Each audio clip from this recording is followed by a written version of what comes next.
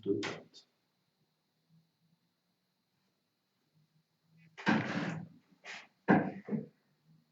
Boa noite, queridos amigos e amigas. Estamos de volta para a nossa aula número 2, da nossa Escola Paroquial da Fé. Já vou acolhendo vocês que estão ingressando na nossa sala virtual para podermos continuar os nossos estudos. Espero que tenha sido uma boa experiência a nossa primeira aula. Aqui foi para nós um belo descobrimento de como é que as coisas andam. E hoje temos um detalhe um pouco diferente da nossa aula, meio exclusivo, né? A ideia é que nós possamos sempre fazer as nossas aulas ao vivo. Mas esta aula aqui, ela está gravada. Então eu vou pedir para vocês durante a aula, se vocês tiverem alguma sugestão, alguma pergunta especialmente, podem colocar aí junto no nosso programa, especialmente no Facebook, que nós vamos procurar partir na nossa terceira aula das perguntas que vocês deixaram nesta segunda aula, tá ok? Combinamos assim para que a gente possa chegar até vocês, que nesta terça-feira nós estamos em encontro de formação do clero da nossa faixa etária, dos padres entre 5 e 15 anos de ordenação na nossa diocese. Então, neste momento, nós estamos acompanhando essa aula que já foi gravada em algum momento anterior. Mas vai valer como se nós estivéssemos ao vivo, porque é um encontro de fé para a gente poder continuar os nossos estudos. Vamos acolhendo o nosso pessoal e vamos invocando também aquele que nos acompanha em todos os nossos encontros de fé. Quando 2 ou mais se reúnem por causa da fé, em nome do Senhor Jesus, Ele mesmo está no meio de nós. Em nome do Pai, do Filho e do Espírito Santo. Amém. Uma boa aula para todos. E eu já peço que vocês abram o YouCat na página 16, da onde nós vamos começar o nosso estudo deste segundo encontro. O nosso texto, o tema de hoje é Deus aproxima-se de nós, seres humanos. É o primeiro tema, nós vamos olhar 2. E os 2 temas se complementam e eles vão trazer presente também o completar da primeira reflexão que nós fizemos, quando nós olhamos a nossa realidade de seres humanos abertos a Deus. Então agora, já que reconhecemos que a nossa estrutura é capaz de acolher Deus, nós vamos olhar como Deus se aproxima da nossa estrutura. Porque dentro da nossa caminhada de fé cristã, quem tem a iniciativa para este relacionamento amoroso de Deus com seus filhos é o próprio Deus. Isto é que nós vamos começar no nosso estudo. Então, ponto número 7. Como é que nós explicamos? Qual é o tema que trabalha isso dentro da fé cristã? Nós vamos falar de revelação. Como Deus se revela a nós, seres humanos. Qual é a mecânica? Qual é o jeito que ele descobriu para encontrar-se conosco e, desta forma, permitir-nos sermos tocados por este amor que ele tem para nos transmitir. Então, por que teve Deus de se revelar? Para sabermos como ele é. Vejam, o ser humano pode descobrir pela razão que Deus existe, mas não como Deus é realmente.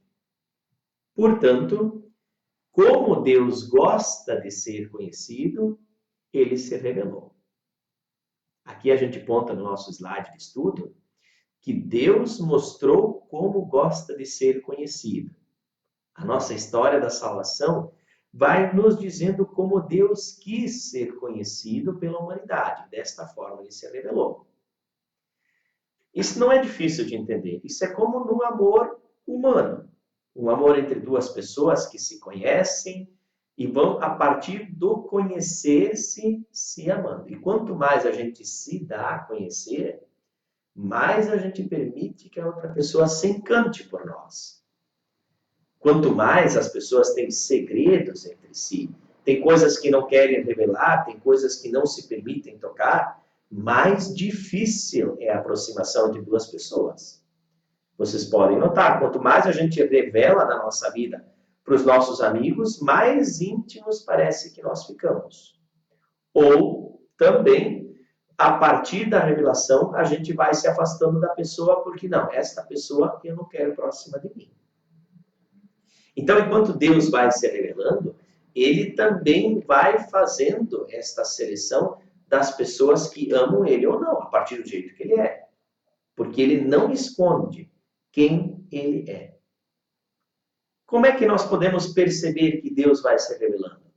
A primeira experiência foi o contemplar a criação. Na criação, Deus se manifestou, nós podemos reconhecer isso. A partir do momento que a gente vê a obra de Deus, a gente vai pensando, quem é este que projetou este trabalho? É uma maneira de abordá-lo. Pela sua obra, nós conhecemos o engenheiro. Nós lembramos também dos mensageiros de Jesus, especialmente os mensageiros de Deus no Antigo Testamento, os patriarcas, os profetas, e a revelação definitiva de Deus se dá no seu Filho Jesus Cristo. Então, gente, é importante nós definirmos este conceito, revelação. Vejam lá na página 17, tem uma indagação que a gente pode ver. Revelação significa que Deus se abre, se mostra e fala ao mundo por livre vontade. Pela revelação, nós percebemos que conhecemos Deus pela maneira como Ele quis se mostrar para nós, seres humanos. Vamos adiante. Ponto 8. Como se revela Deus no Antigo Testamento? Vamos para o nosso slide para a gente fazer o nosso estudo. Nós olhamos especialmente para 4 passos dentro do conjunto do Antigo Testamento, resumindo bem resumidamente, gente. 4 momentos que nós percebemos como Deus quer ser conhecido por aquele povo que Ele escolheu para se revelar. Deus é Criador. Vamos olhar especialmente pela obra do Gênesis, os textos que vão trabalhando esta dinâmica e outros tantos textos da Bíblia vão trazer presente esta ideia. Deus é quem construiu, que projetou toda esta obra, que é a criação da qual nós fazemos parte. Não só o ser humano, mas toda a obra divina. Depois, nós vamos reconhecer que Deus quis fazer uma aliança com o seu povo. Então, isso é muito importante. O Deus que nós conhecemos, o Deus que nós professamos na nossa fé católica, é um Deus criador, é um Deus que também faz aliança com o seu povo. E Ele é fiel nessa aliança. Os seres humanos muitas vezes não foram fiéis. Mas Ele é fiel. E Ele mostra a grandeza do seu amor, especialmente por este tema que nós colocamos ali como libertador. A marca mais profunda do povo de Deus no Antigo Testamento, ao conhecer Deus, é aquele que nos tirou da escravidão. É aquele que nos tirou da vida indigna que nós tínhamos no Egito, nos deu uma terra, construiu uma descendência e deu a capacidade das pessoas de viverem livres e dignas. Quem teve a iniciativa da libertação do povo de Israel não foi o povo. Foi Deus que se revelou para Moisés e disse: salva o meu povo. Tira o meu povo da escravidão e leva eles para a terra que eu vou preparar para eles, a terra prometida, onde vai correr leite e mel. E mesmo depois da libertação, quando muitas vezes os seres humanos mostram que ainda têm dificuldade em se entregar a esta aliança com Deus, que nos ama sempre, que faz esse pacto com a humanidade, Deus nos envia mensageiros, e aqui lembramos especialmente os profetas, que convidam à conversão, que chamam para o retorno. Deus, no Antigo Testamento, se revela aos seres humanos, Criador, fiel na aliança, libertador que sempre convida a nos convertermos ao seu amor. E este Espírito Cristo traz muito presente. Jesus nasce no meio deste universo, ele se encarna. Está aqui um outro texto que é muito importante, um outro conceito, que é muito importante nós acompanharmos.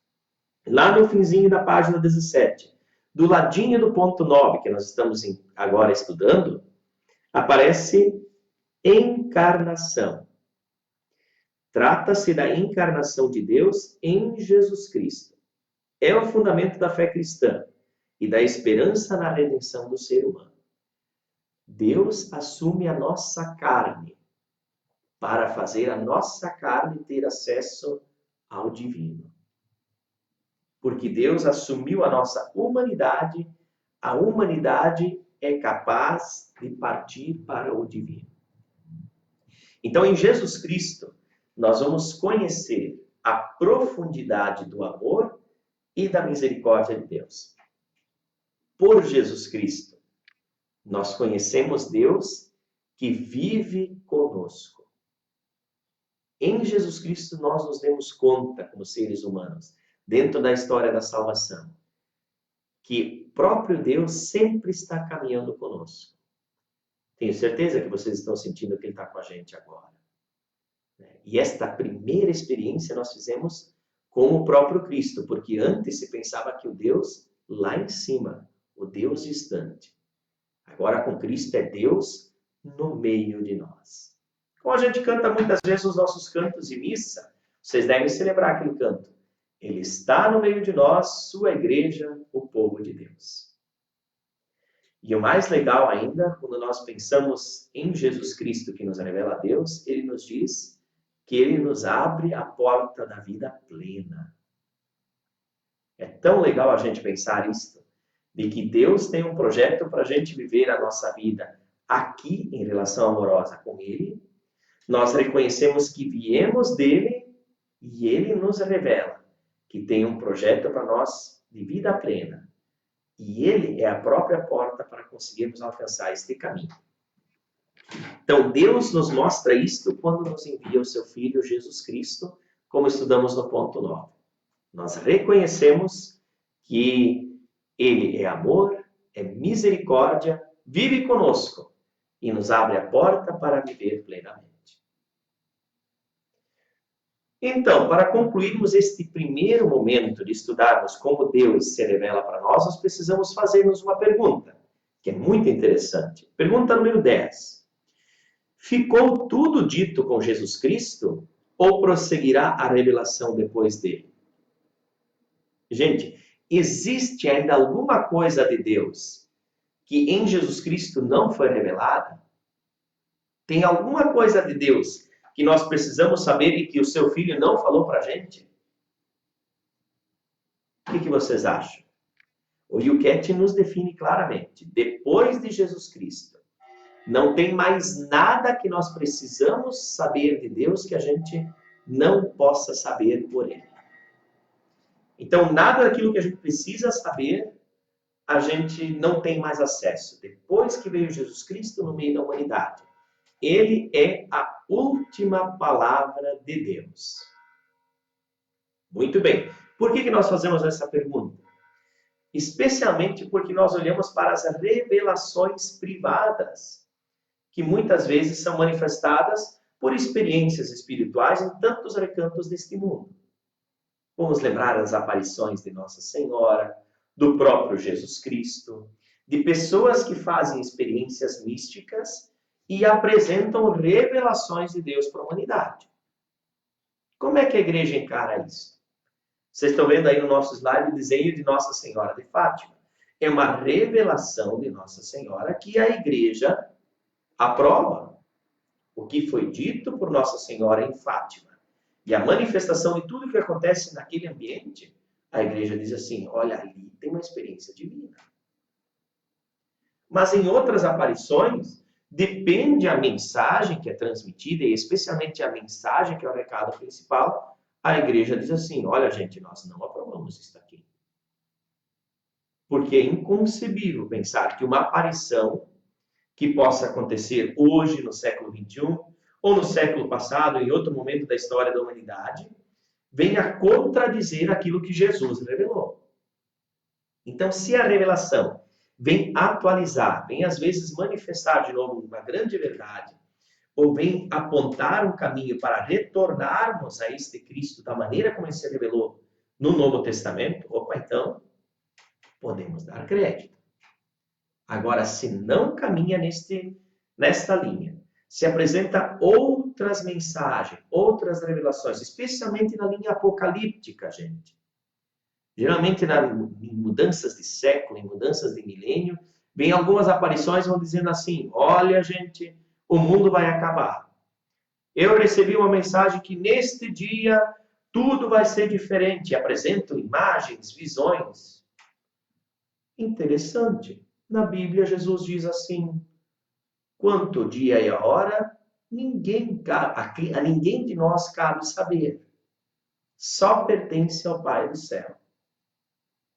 Então, muitas vezes a gente pode por aí já encontrar um critério para ver se nós colocamos fé nestas aparições, nestas manifestações espirituais ou não. Tem algumas que são credíveis, em que a gente pode botar fé.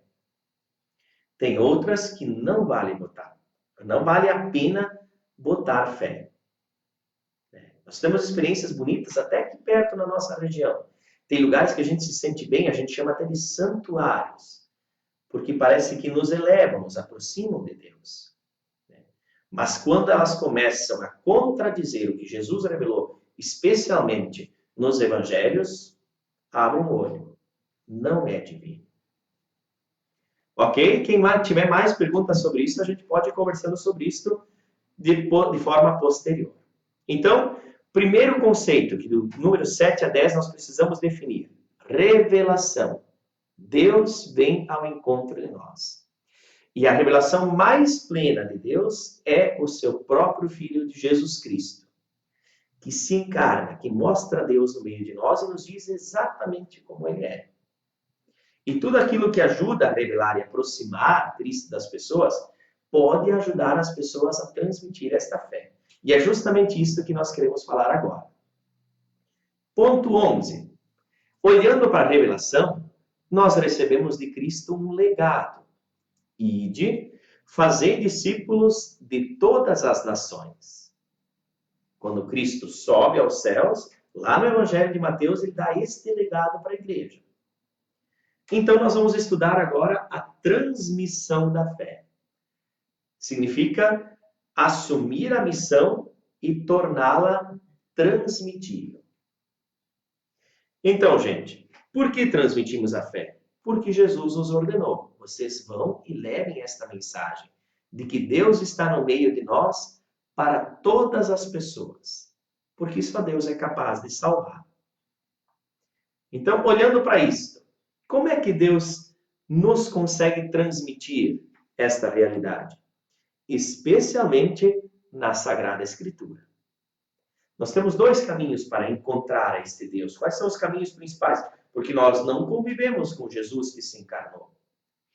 Mas nós temos na tradição da igreja, que guardou esta fé, que cuidou do depósito de fé que recebeu de Jesus Cristo, esta necessidade de transmiti-la fielmente para todas as nações.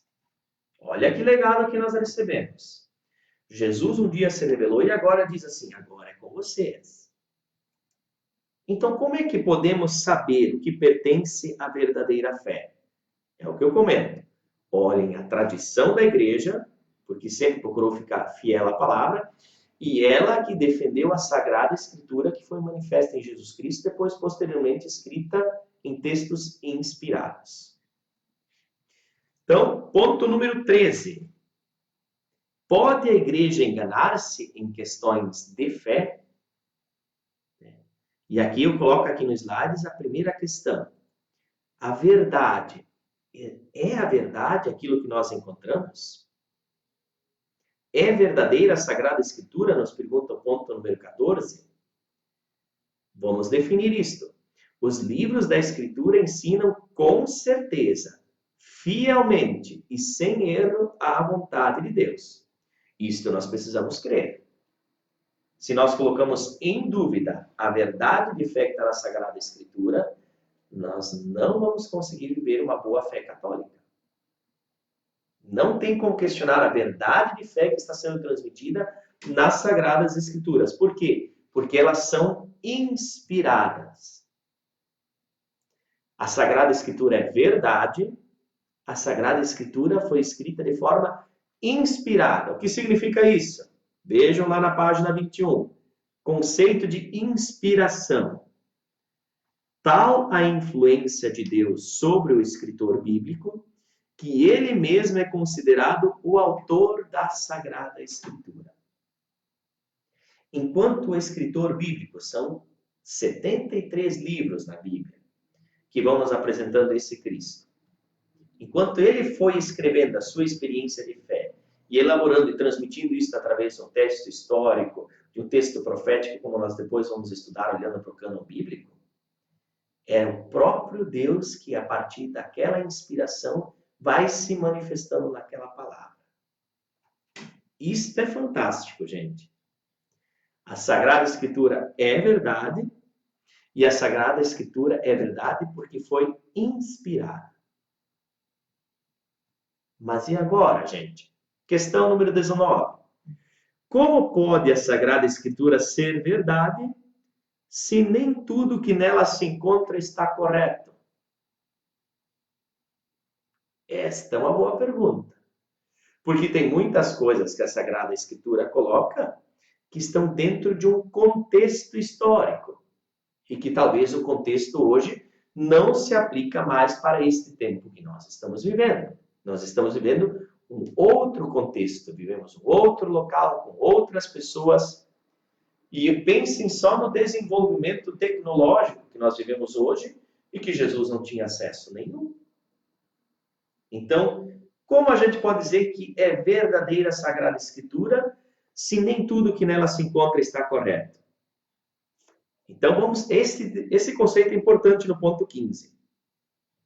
A Bíblia não transmite precisão histórica nem conhecimentos científicos naturais.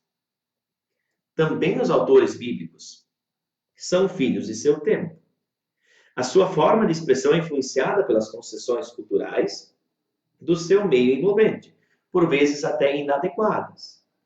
Não obstante, tudo que o ser humano precisa saber sobre Deus e sobre o caminho da sua redenção encontra-se com infalível segurança na Sagrada Escritura. Espero que tenham compreendido, senão, cabe a pergunta. A Sagrada Escritura é verdadeira? Sim. Ela verdadeiramente transmite a Deus. E a experiência de fé que as pessoas, pelas quais as pessoas escreveram de forma inspirada aqueles textos, nos manifesta a Deus. Por isso que é Sagrada Escritura. Por mais que muitas vezes os dados técnicos, históricos, de contexto, às vezes apresentem algumas falhas. É bem bom, bem fácil de compreender. Então, sabendo disso, gente, que a Bíblia é verdade, mas às vezes pode, assim, dentro dos seus fundamentos, apresentar alguns conceitos diferentes daquilo que nós estamos acostumados a viver hoje. Ponto 16. Como se lê a Bíblia corretamente? A gente reza, como diz o Papa Francisco, lê a Sagrada Escritura de joelhos. A gente lê rezando. A gente lê a Sagrada Escritura procurando Deus nela. Porque se nós pegarmos a Bíblia para fazermos o nosso estudo, apenas um estudo, sem querer encontrar Deus, ele pode servir também como um texto de referência histórica. Ele pode ser um texto para a gente se encantar com algumas histórias, por umas historinhas bem bonitinhas lá dentro. Agora, só vai encontrar Deus na Bíblia quem procura Deus na Bíblia. E desta forma, para que a Bíblia possa se tornar a Sagrada Escritura, a palavra de Deus, ela precisa ser lida de forma orante. Deve ser lida com fé. Com a ajuda do Espírito Santo, sob o influxo do qual ela surgiu. Inspirada pelo Espírito Divino, ela foi escrita. E com o mesmo desejo e invocação do Espírito Santo, nós vamos procurar nela a manifestação de Deus. Muito bem, então, a partir desses 4 pontos da Sagrada Escritura, nela está a verdade. Ela foi inspirada por Deus. Os seus escritos foram feitos por mãos humanas, inspiradas por Deus. Temos que sempre levar em noção o contexto em que ela foi escrita. Fazer esta crítica textual ao próprio texto. E nos dirigindo a ela sempre de leitura orante, agora nós vamos olhar o que coube dentro da Bíblia. Então aqui eu trago para vocês uma pequena colinha que vale a pena estudar essa tela, onde se apresentam os 73 livros que temos na nossa Bíblia, e que o nosso YouCat apresenta nas páginas 22 e 23. São 73 livros escritos numa diferença de mais de 1000 anos.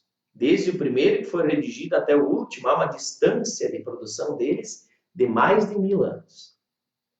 Mas em todos eles, pela maneira como foi inspirado quem o escreveu, com o desejo que tinha de manifestar uma experiência divina a partir do que escreveu, e com a ação do Espírito Santo, nós podemos reconhecer neles uma maneira de se encontrar com Deus.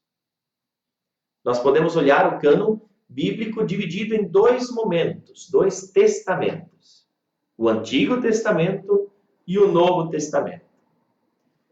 Ponto 17. Que significado tem o Antigo Testamento para os cristãos? Nos mostra Deus como Criador e sustento de todo mundo. Sem o Antigo Testamento, nós não vamos compreender Jesus, porque Jesus nasceu dentro do contexto espiritual daquele povo que vivia naqueles escritos do Antigo Testamento a experiência com Deus. Então, nós podemos dividir os livros do Antigo Testamento em 4 tipos, 4 perfis. São os 5 livros do Pentateuco, os 16 livros históricos, os 7 livros sapienciais e os 18 livros proféticos. Vejam, como eles foram escritos de maneira diferente, eles devem também ser lidos de uma maneira diferente. A maneira que um livro sapiencial tem de falar de Deus é diferente do livro profético. Mas nos 2, na maneira de falar, nós podemos reconhecer que há um desejo e é uma manifestação divina naquela carta. Vale a pena a gente observar. Como é que acontece isso no Novo Testamento? No Novo Testamento, nós olhamos especialmente nos Evangelhos, que são os 4 primeiros livros, a consumação da revelação em Jesus Cristo. O que Jesus quis ser e manifestar, os 4 Evangelhos se propõem a nos apresentar.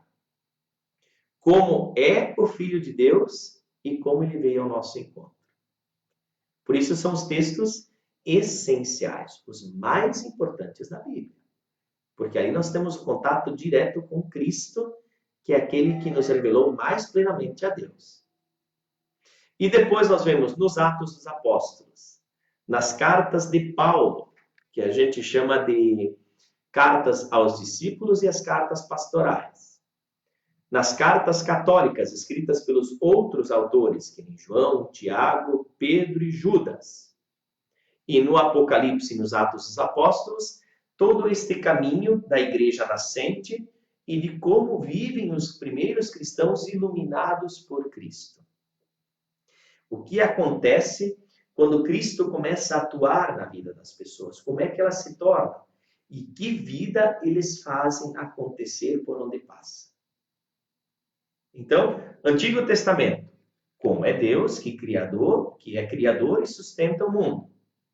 Dentro do contexto do Antigo Testamento, da expressão e da experiência do povo de Deus, do povo de Israel, Jesus nasce. E no Novo Testamento, nós temos a consumação da revelação em Jesus Cristo e nós contemplamos também como nasce a igreja, a obra da transmissão da fé, que Jesus quis, criou e começou a movimentar, e como vivem os cristãos que se deixam tocar por esta igreja nascente e pela mensagem do próprio Cristo. Muito legal essa parte do estudo, gente. Números 16, 17 e 18. E para completar esta parte que nós vamos olhar para a Sagrada Escritura, nós devemos dar uma olhada no ponto 19, quando a pergunta diz assim: que papel desempenha a Sagrada Escritura na igreja? Qual é o papel da Sagrada Escritura na igreja?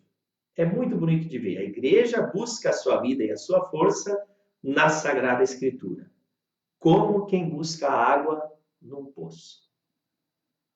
Então, nenhum encontro de fé nós deveríamos fazer dentro da igreja, nenhuma oração, sem a gente fazer um acesso à palavra de Deus. Pegar, tomar, nos apropriar de um texto da Sagrada Escritura e trazer ele presente para nós, para podermos beber desta fonte que nos faz acessar diretamente a Deus. Porque Deus quis se revelar para nós deste jeito. Assim nós vamos concluir a primeira parte do nosso estudo de hoje. Deus quis vir ao nosso encontro.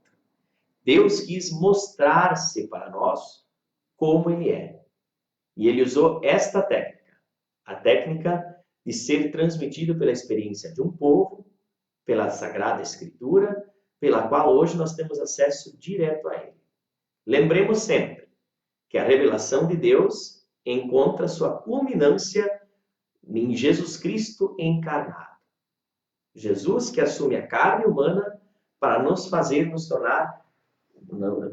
tornarmos acessíveis a Deus. E agora nós vamos então para a segunda parte do nosso estudo dessa segunda aula, que é o ser humano que responde a Deus. Se Deus vem ao nosso encontro, ele toma a iniciativa, uma caminhada de fé só se dá também quando o ser humano corresponde a este amor, a esta manifestação. Então, no ponto 20, nós vamos ver essa pergunta. Como podemos responder a Deus quando Ele nos aborda? E se a mensagem de Deus para vir ao nosso encontro é a revelação, a nossa maneira de devolver este contato com Deus, esse amor, é pela fé. Revelação e fé. Quem deseja crer precisa de um coração que escuta, nos diz o ponto 20. Isto é uma mensagem tirada da primeira carta de Reis, capítulo 3, versículo 9. A maneira da gente acessar a Deus é desejar Deus. E a gente deseja e vai ao encontro dele a partir da fé. E pela fé nós olhamos para a natureza de uma maneira diferente, porque é a maneira como ele vem ao nosso encontro. É pela palavra que a gente olha e enxerga na palavra uma manifestação divina. E também é bom lembrar que lá na voz da consciência existe algo que nos desperta a fé. Quando a gente volta-se para dentro de si, quando nós permitimos este encontro conosco mesmo, nós vamos encontrar lá no fundo da gente um desejo de eterno, um desejo de infinito. Então, olhando especialmente para essas três realidades, a natureza, a palavra e a voz da consciência, nós encontramos três caminhos de despertar a nossa fé. Para bem entender fé, ponto 21, esse nós vamos ler juntos, gente. Fé. O que é isso? Fé é conhecimento e confiança. Tem 7 características.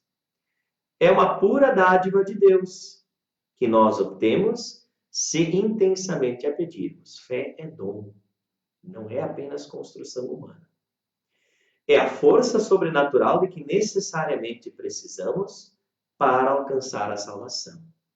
A salvação, como diz São Paulo, se dá mediante a fé. Ninguém vai se salvar neste mundo sem fé. A fé requer a vontade livre e a lucidez do ser humano, quando ele se abandona ao convite divino. Então, é difícil a gente ter fé por obrigação. A fé se dá por um desejo, uma vontade pessoal, que deve ser lúcida a partir da nossa consciência. A fé é absolutamente segura, porque Jesus o garante. A fé é incompleta enquanto não se tornar operante no amor. Lembra aqui a pergunta do Norberto? Ele fez essa pergunta lá na primeira aula para nós. Padre, como é que se dá essa história da fé sem obras? Está aqui, ó, Norberto. A fé é incompleta enquanto não se tornar operante no amor. Pode ser que algumas pessoas estejam despertando para a fé, cultivando uma fé, mas que ainda não está completa, não está madura, quando ela não se manifesta também em obras. A fé cresce na medida em que escutamos cada vez melhor a palavra de Deus e permanecemos com Ele na oração em vivo intercâmbio. E a fé permite-nos já a experiência do alegre antegozo do céu. Olha que bela manifestação. Quando a gente tem fé, nós podemos de alguma forma acessar esta vida plena que Cristo nos reserva para depois desta vida. Só pela fé a gente consegue isso. Então, depois de olharmos para o que é a fé, nós queremos olhar um pouquinho para essa realidade de como se vive a fé. Ponto 22. Como se crê? Quem crê procura uma ligação pessoal com Deus e está pronto a crer em tudo que Ele revelou acerca de si mesmo.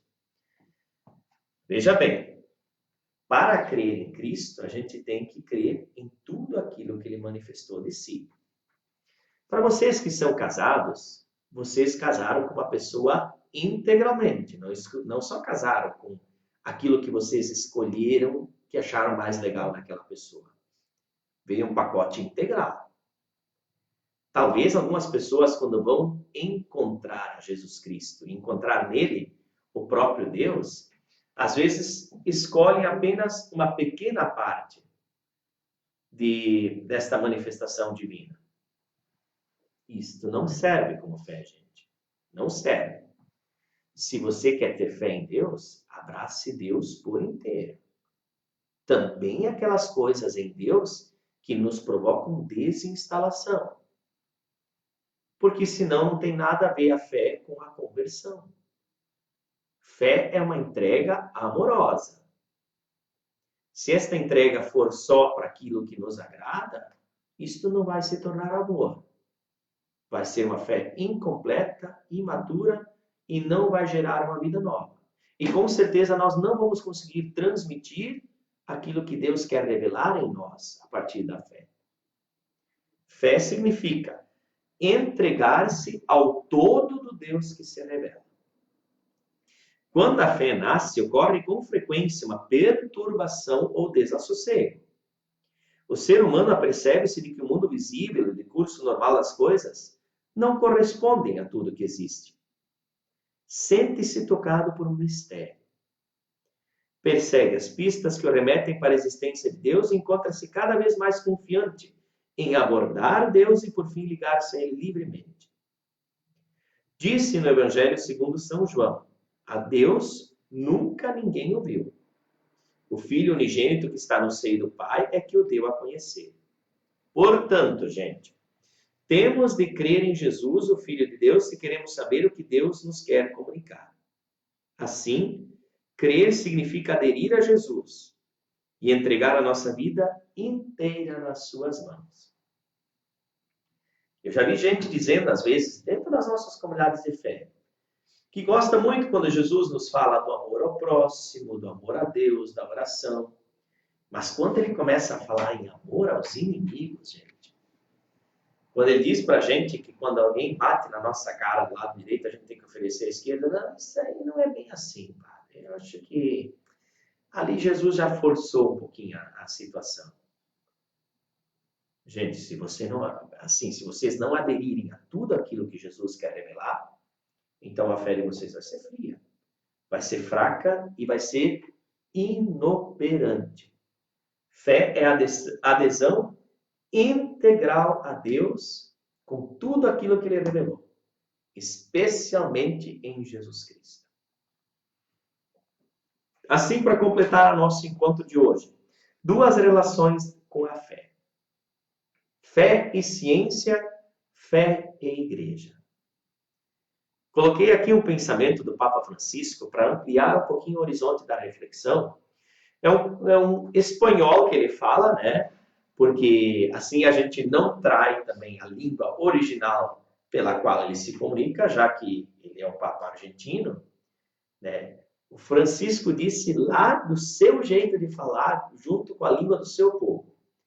El hombre tiene necesidad de conocimiento, tiene necesidad de verdad, porque sin ella no puede subsistir, no va adelante.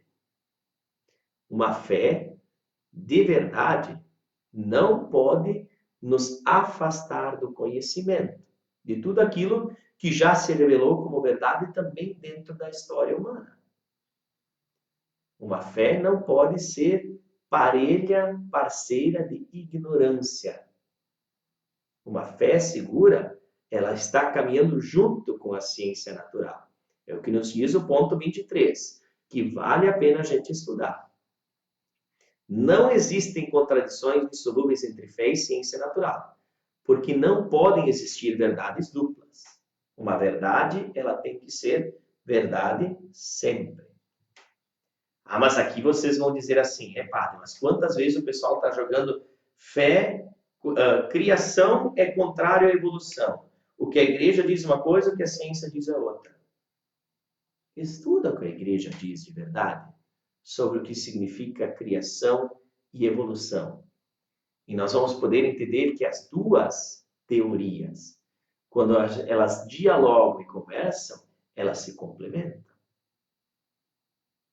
Agora, muita gente, por não conhecer a fé, ou talvez por não conhecer o que a ciência aborda, aquilo que já dá para concretamente dizer que isso é fundamental, não tem como dizer que isso não é assim. Não tem como dizer que a evolução não existe dentro da história humana. Quando essas duas coisas não dialogam, é que gera essas rupturas que muitas pessoas não conseguem trazer presente e, por isso, sempre criam intrigas e dificuldades nos relacionamentos entre as pessoas. Criação e evolução, ou outros temas científicos. Vocês vão perceber que a fé nos traz luz para acolher a luz da ciência e encontrarmos a verdade, que é o grande desejo das duas. Tanto a fé como a ciência querem nos apresentar a verdade. E quando a gente faz as duas caminhar juntas, quando a gente procura a fé com sabedoria e a gente procura construir a ciência com fé, a tendência é que a gente se aproxime cada vez mais da verdade. Aliás, não é a tendência, é a certeza. Fé e ciência nos ajudam a encontrar a verdade. La fe sin verdad nos salva, nos dá seguridade a nossos passos. A fé sem verdade não salva e não dá segurança aos passos de ninguém. Fé e ciência caminham juntas para encontrar a verdade, porque não existe uma verdade dupla. A verdade é única. Tanto que Jesus diz, conheçam a verdade e a verdade vos libertará. E por fim, fé e igreja. O que tem a minha fé a ver com a igreja? E isso nós vamos poder ver agora porque que a gente faz uma escola paroquial da fé.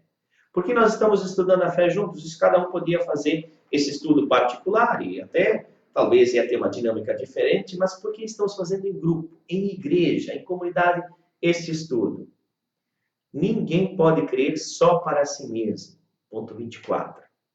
Como também ninguém consegue viver só para si mesmo. Recebemos a fé da igreja e vivemos-la em comunhão com todas as pessoas com quem partilhamos a nossa fé.